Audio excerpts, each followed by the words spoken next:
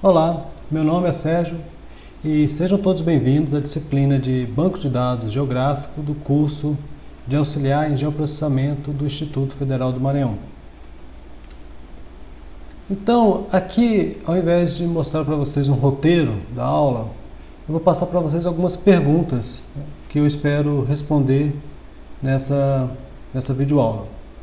Então, algumas dessas perguntas incluem o que são bancos de dados geográficos, o que são bancos de dados, o que são dados, o que são sistemas gerenciadores de bancos de dados e por que eu tenho que estudar tudo isso, né? Então vamos começar com a primeira pergunta, né? O que são e por que estudar bancos de dados geográficos?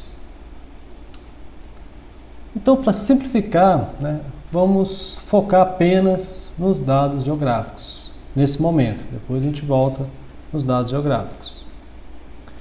Então, hoje nós vivemos no que eles gostam de chamar de era da informação e dos dados, né? Vocês já devem ter ouvido coisas como Big Data, né, ciência dos dados. E vocês sabem que empresas como a Google e Facebook se tornaram bilionárias e sobrevivem apenas através da utilização de dados, né, e muitos dos nossos dados. Então, para entender o que são bancos de dados, vamos começar com uma analogia. Acredito que, independente da idade, muitos de vocês já devem ter visto algum arquivo de aço, né, como esse da figura. Nas escolas era muito comum o uso desse tipo de equipamento, onde em cada gaveta havia uma pasta, né, e nelas havia fichas com informações dos alunos. Então, podemos associar os campos, né, que é um conceito que veremos mais à frente, com as informações contidas em cada uma dessas fichas. O registro seria cada ficha, né, que contém informação de uma única pessoa. As tabelas poderiam ser um arquivo de aço, né, contendo informações de uma determinada turma. E o banco de dados? O que seria o banco de dados? O banco de dados, nessa analogia, poderia ser um conjunto de arquivos de aço. Então, a gente ocupava, por exemplo, uma sala inteira para ter o controle de dados de uma escola, né? Então, um banco de dados de uma escola era toda uma sala de arquivo. Nessa disciplina, a gente vai ver algumas representações como essa aqui nesse slide. Observe que nesse slide nós temos o que a gente chama de tabelas. Aqui temos uma tabela chamada tabela disciplina e uma outra tabela chamada turma. A gente vai ver melhor esses conceitos. Nessa tabela a gente tem registros, né, que são as linhas da tabela. Os campos, que foi citado anteriormente, seriam as colunas, né, de cada uma dessas tabelas. Mas não se preocupe, a gente vai voltar a detalhar sobre essa representação mais à frente. Então agora a gente pode ir para alguns conceitos, né?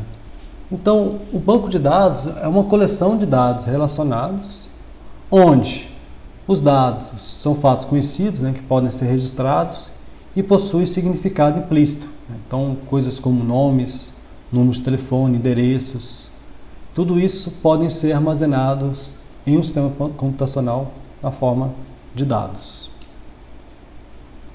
Então, atualmente, praticamente todos os sistemas utilizam direta ou indiretamente um banco de dados.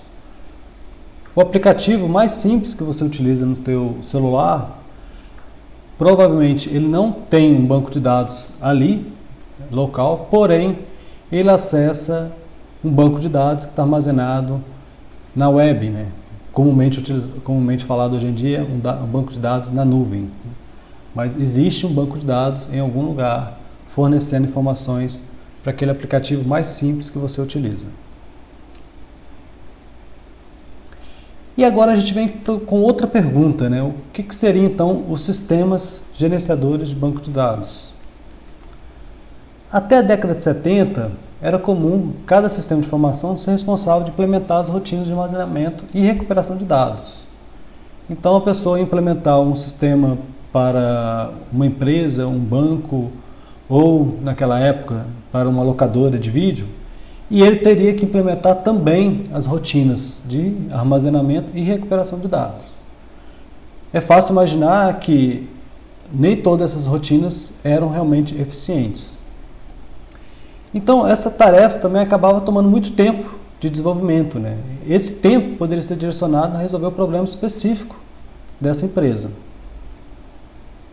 Então, a gente vai ver que, no caso do sistema de informação geográfico, essa realidade não durou até a década de 70, durou até o início dos anos 2000, e ainda é muito comum os usuários utilizarem formatos de arquivos proprietários, como shapefiles ou GeoTIFF.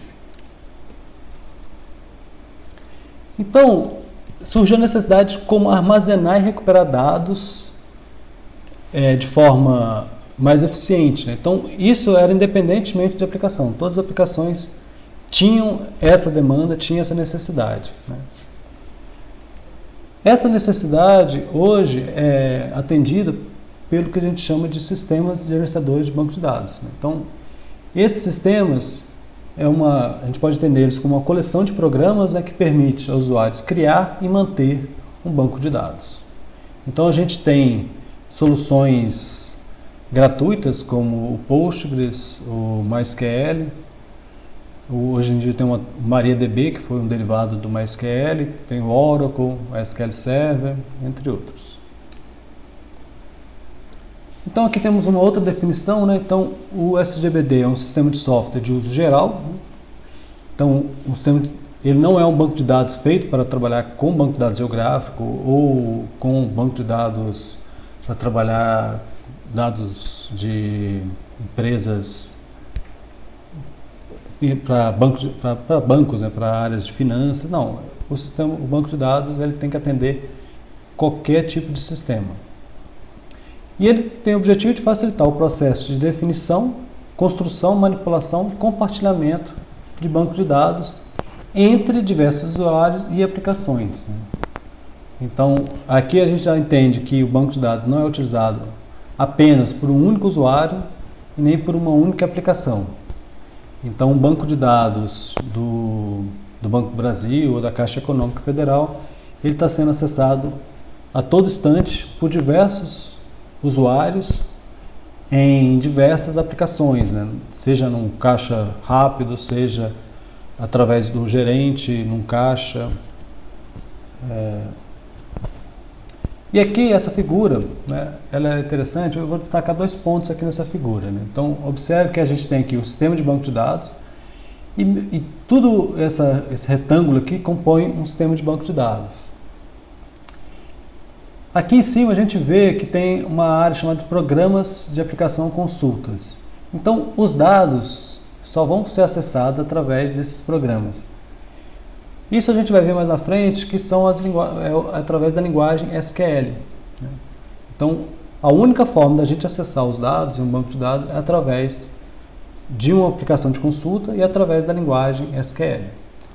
E uma outra coisa interessante é que aqui embaixo, na base, a gente vê separado a definição do banco de dados, né, que a gente pode chamar também de metadados, do banco de dados em si, onde está armazenado os dados. Então aqui eu posso ter definição, por exemplo, do que é um produto. E do lado do banco de dados eu tenho de fato um produto X, ou um livro, ou uma bicicleta, algum produto, né, específico.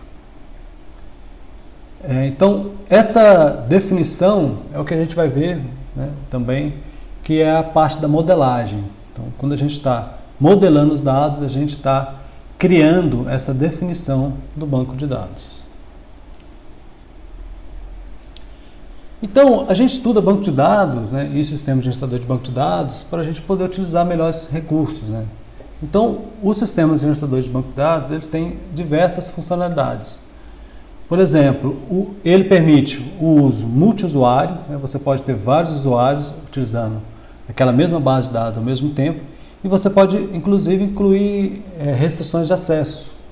Você pode ter uma grande base de dados, só que alguns dados, por exemplo, podem ser dado pelo aluno daquela escola, ela pode acessar, porém ele não pode ter permissão de alterar a sua própria nota, por exemplo.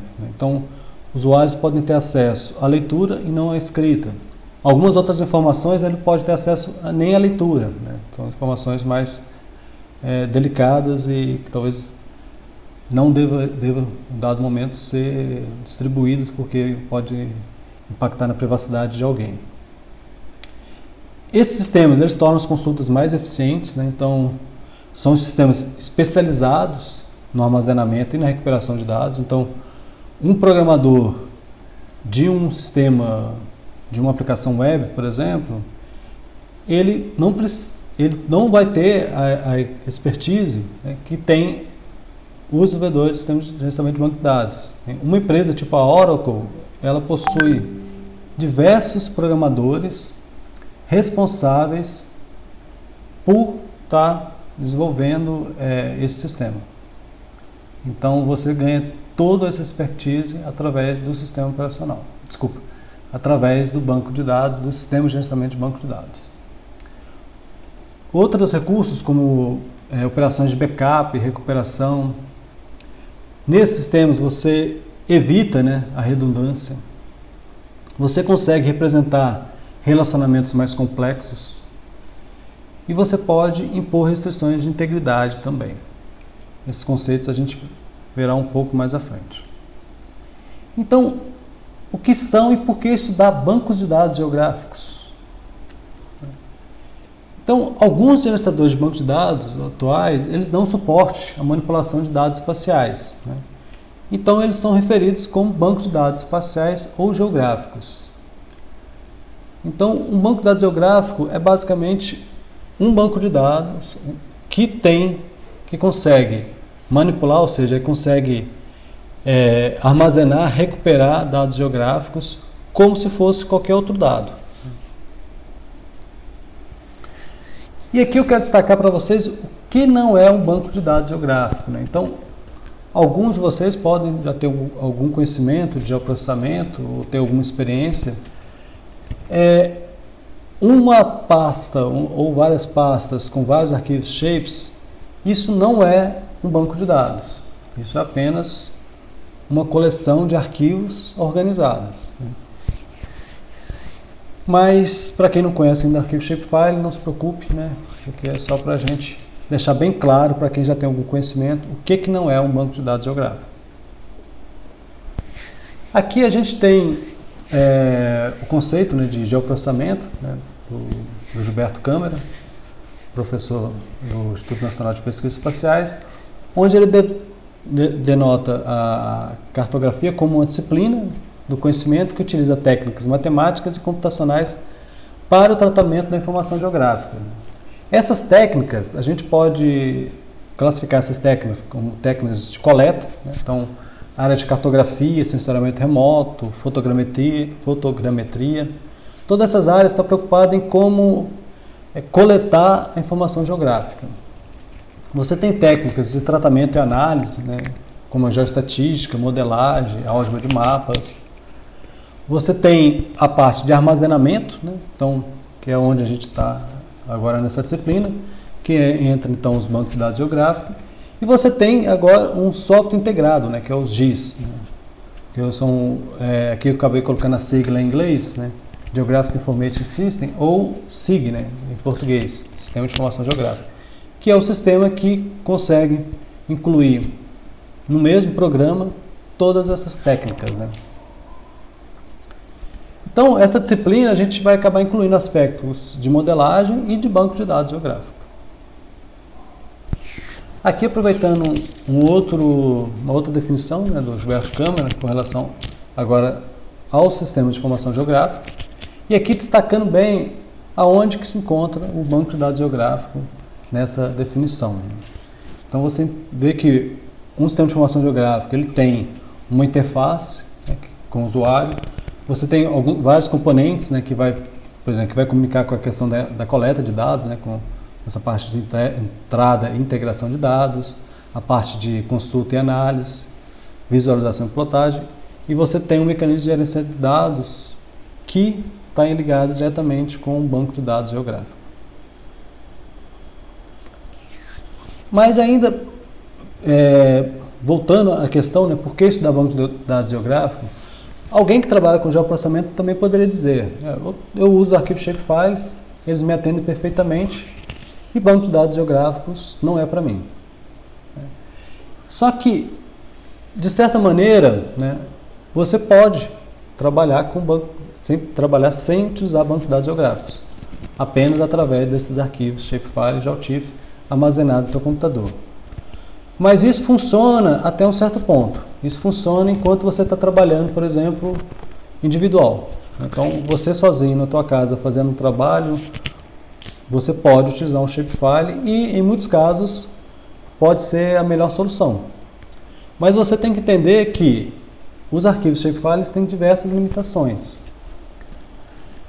Os arquivos você quando trabalha com arquivos shapefile, imagine que você está trabalhando dentro de uma instituição e você precisa compartilhar esse dado. Em um dado momento, você compartilha essa tua pasta com alguém e essa pessoa vai alterar esse teu arquivo shapefile. Só que no momento que alguém acessa esse teu dado, por exemplo, para ti ele já passa a ser um dado apenas de leitura. Você não consegue alterar. Você não consegue... Um sistema de arquivo de shapefile ele não tem um controle de multiusuário, ele é monousuário. Um arquivo de dados shapefile, por exemplo, ele só consegue representar uma única representação espacial. A gente vai ver mais à frente sobre os dados vetoriais, mas o arquivo shapefile ele armazena dados vetoriais. Então, em um arquivo shapefile você tem ou só linha, ou só ponto, ou só polígono. Você não consegue ter relações complexas, é sempre relação 1 a 1. As consultas são mais ineficientes. Então, quando você tem uma base de dados pequena, ok, mas à medida que você vai aumentando a base de dados, as consultas vão ficando cada vez mais inviáveis. E chega a um certo tamanho, né, que você não consegue realmente manipular um banco de dados, um arquivo shapefile. A partir de 2 GB você não consegue manipular mais. Então, vocês precisam aqui conhecer o banco de dados geográfico e saber a diferença entre utilizar o banco de dados geográfico e usar arquivos shapefiles ou GeoTIFF. E não que significa que vocês vão ter que sempre utilizar banco de dados geográficos, mas vocês saberem que em determinadas situações a melhor solução para vocês é a utilização de um banco de dados geográfico. Ok? Então a gente vai ver com mais detalhe sobre os bancos de dados geográficos a partir da segunda unidade. Aqui a gente vai passar, né, por alguns conceitos de modo ainda superficial, mas é o suficiente para a gente conseguir depois descrever o sistema gerenciador de banco de dados que vamos utilizar nessa disciplina. Então, a gente vai começar aqui pelo conceito de organização dos sistemas gerenciadores de banco de dados. Aqui tem alguns, né, esses 2 primeiros, que é o modelo hierárquico e o modelo de rede. Atualmente, dificilmente vocês vão encontrar uma implementação desses modelos, principalmente da forma que eles foram definidos na década de 60 e 70. Então, os bancos de dados atuais, mais utilizados, seguem esses outros modelos. Então, a gente começa aqui com o modelo relacional, né? Então, esse surgiu, né, na década de 70, ele teve como base uma álgebra relacional, né, foi uma álgebra bem definida, né, por um pesquisador da IBM, e ele propôs nessa álgebra alguns conceitos, como relações, tuplas e atributos. E esses conceitos foram depois materializados através de sistemas computacionais, que foram os sistemas gerenciadores de banco de dados relacionais. Esse é o modelo dominante. Então, provavelmente, quando a gente for trabalhar com banco de dados, a gente sempre vai estar trabalhando, vai acabar trabalhando com algum banco de dados relacional. E o banco de dados que a gente vai trabalhar, ele é também um banco de dados relacional. Depois, a gente vai ter um modelo orientado a objetos, né? Então, se alguém aqui tiver alguma familiaridade com computação, né, fez algum curso de programação, talvez tenha ouvido falar nas linguagens orientadas a objetos. Então, na década de 80, mais para a década de 90, as linguagens orientadas a objetos se tornaram mais populares. ao ponto de que depois, hoje, elas são as dominantes. A forma de projetar os sistemas utiliza a orientação a objeto. Então, naturalmente, se buscou implementar um banco de dados orientado a objeto. Porém, esses bancos de dados não se tornaram populares como as linguagens ou o projeto, né, orientado a objeto. Porém, né, ele acabou tendo um efeito, né, ao invés de a gente trabalhar com modelo orientado a objeto, já que nós temos a grande maioria dos nossos sistemas estão funcionando em cima de um banco de dados relacional, surgiu a proposta de você criar o que a gente chama de banco de dados objeto relacional. É você trazer alguns recursos do banco de dados orientados a objetos para as implementações existentes dos bancos de dados relacionais. Então, um recurso básico seria a possibilidade de você criar tipos complexos. O que eu quero dizer aqui com tipos complexos? Os bancos de dados originais, eles representam informações como número, texto, né? Informações como o que a gente chama de lógico, né, de verdadeiro ou falso, e algumas variações desses tipos. Os tipos de dados objetos relacionais permitem você criar tipos complexos. O que seria um tipo complexo? Por exemplo, no caso da informação geográfica, um ponto, uma linha, um polígono, uma imagem, tudo isso poderia ser considerado como um tipo complexo. Então, o PostgreSQL, que é um sistema de gerenciador de banco de dados que vamos utilizar nessa disciplina, ele é o exemplo de um modelo objeto relacional. E através dessa possibilidade que a gente tem extensões como o PostGIS, né, que possibilita a gente trabalhar com dados geográficos. Aqui ainda para citar, a gente tem agora algumas alternativas ao modelo relacional que são chamados de NoSQL. Então vocês podem talvez encontrar dados no formato, por exemplo, GeoJSON, né? Então esses dados a gente pode armazenar em banco de dados NoSQL, por exemplo, como o MongoDB. Então existe aí uma grande variedade de modelos de banco de dados que acaba entrando nessa categoria de NoSQL. Por quê? Porque hoje, basicamente, tudo que a gente utiliza é relacional ou não objeto relacional. E aí, qualquer coisa fora desses dois acabou sendo classificado como NoSQL, esse não relacional. Agora, mais um último conceito, né, para a gente finalizar essa videoaula, é sobre arquitetura, né? Então, esse conceito tem muito a ver também com a evolução dos sistemas, sistemas computacionais de modo geral. Então, no início, nós tínhamos a arquitetura centralizada. Então, nessa arquitetura, o banco de dados ficava localizado no mainframe. Só tinha uma única grande computador. Esse grande computador estava localizado o banco de dados, os dados em si, e o sistema registrador de banco de dados.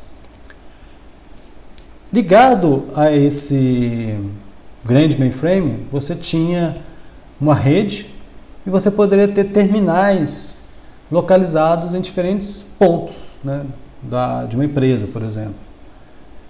Então, como a gente tem hoje em dia o nosso teclado e monitor ligado a um único computador, você tinha nesse modelo vários monitores e vários teclados conectados a um único computador. Você tinha um único computador dentro da empresa e todo o acesso era feito por terminais. Então, esses terminais não são computadores, são apenas dispositivos de entrada e saída de dados. Então, por isso que a arquitetura é centralizada. Todos os dados, todo o processamento é feito através de um único computador.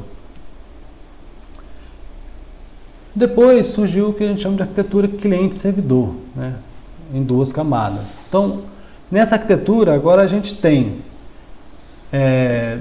um ou mais computadores. Você tem um servidor de banco de dados que fica com o gerenciador de banco de dados rodando ali, né. Ali também pode ficar os dados em si. Mas ligado à rede, você não tem mais terminais, você tem outros computadores. Esses outros computadores são chamados de clientes.